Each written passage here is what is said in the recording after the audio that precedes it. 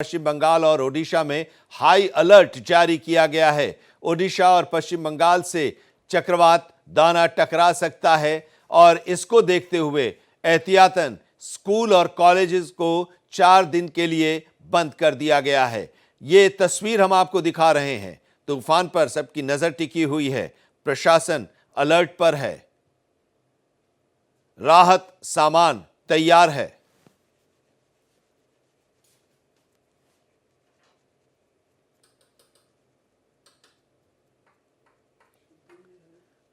तो ये तस्वीरें हम आपको दिखा रहे हैं।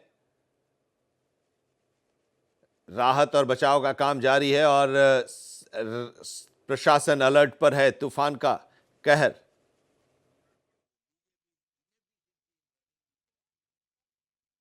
तो हाई अलर्ट पर है ओडिशा और पश्चिम बंगाल।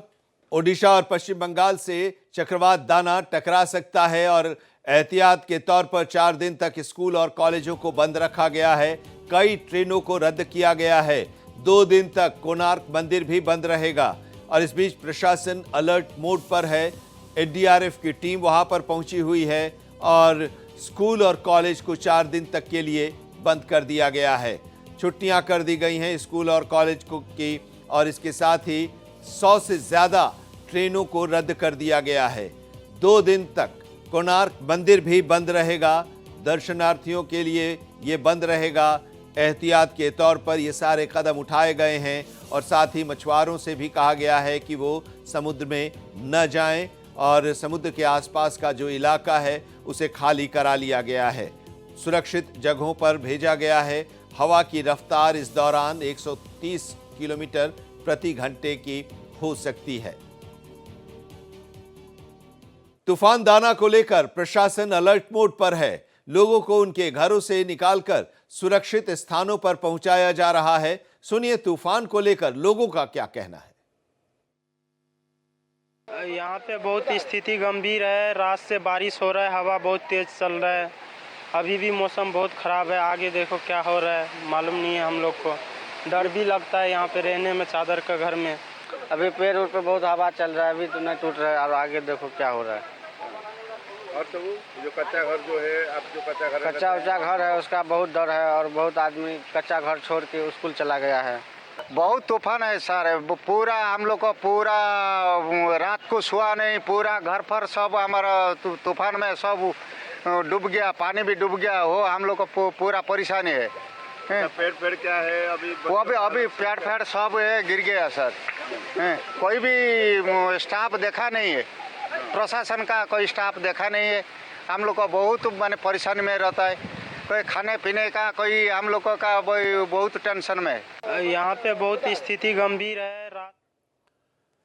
साइक्लोन दाना ओडिशा की ओर तेजी से बढ़ रहा है और इस चक्रवात के 25 अक्टूबर तक राज्य में दस्तक देने की संभावना जताई जा रही है। ओडिशा और पश्चिम बंगाल में बड़े पैमाने पर तैयारियां की गई हैं। संभावित स्थानों पर एनडीआरएफ की कई टीमों को तैनात किया गया है और लाखों लोगों को सुरक्षित स्थानों पर पहुंचाया भी जा रहा है। ओडिशा में 10 लाख लोगों को सुरक्षित स्थानों पर पहुंचाने में बचाव दल जुटे हुए हैं। देखिए ये रिपोर्ट।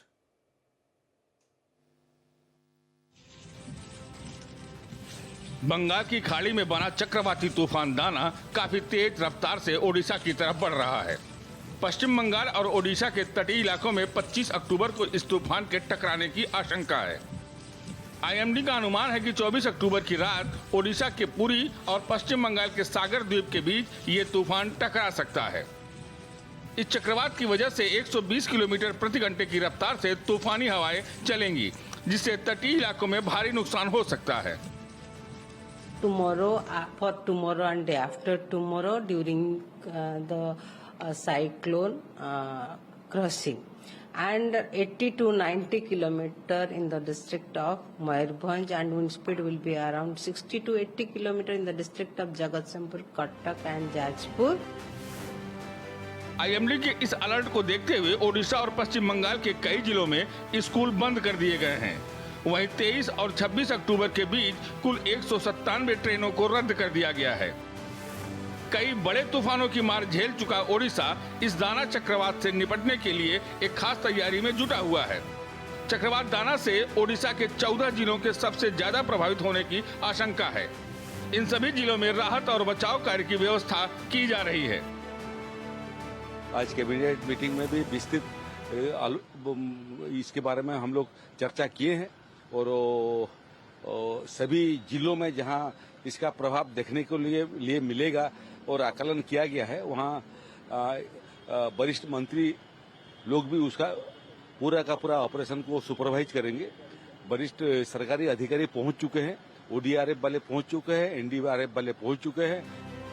चक्रवात दाना के मद्देनजर एनडीआरएफ की कई टीमें लगाई गई हैं। पश्चिम बंगाल से लेकर ओडिशा तक एनडीआरएफ की टीमें तैयार हैं। जो फोकस एरिया है वो शायद केंद्रपाड़ा और भद्रक जो उड़ीसा में है वहाँ पर इसकी संभावना है। तो मैक्सिमम जो इम्पैक्ट होगा शायद ये उड़ीसा स्टेट में होगा और केंद्रपाड़ा और भद्रक के बीच में। तो इसको देखते हुए अभी पूरे एनडीआरएफ की टीमों की तैनाती की गई है। जो डिस्ट्रिक्ट्स हैं वहाँ पर मौजूद हैं वो वहाँ पर, और इवैक्यूएशन की प्लानिंग की जा रही है ताकि वक्त रहते ही जो भी लोग बाधित होंगे उनको सुरक्षित स्थानों पर पहुँचाया जा सके। ओडिशा के पुरी में तूफान के भितरकनिका राष्ट्रीय उद्यान और धामरा बंदरगाह के बीच सतह से टकराने की संभावना है, इसलिए पुरी में इसको लेकर जरूरी निर्देश जारी किए गए हैं।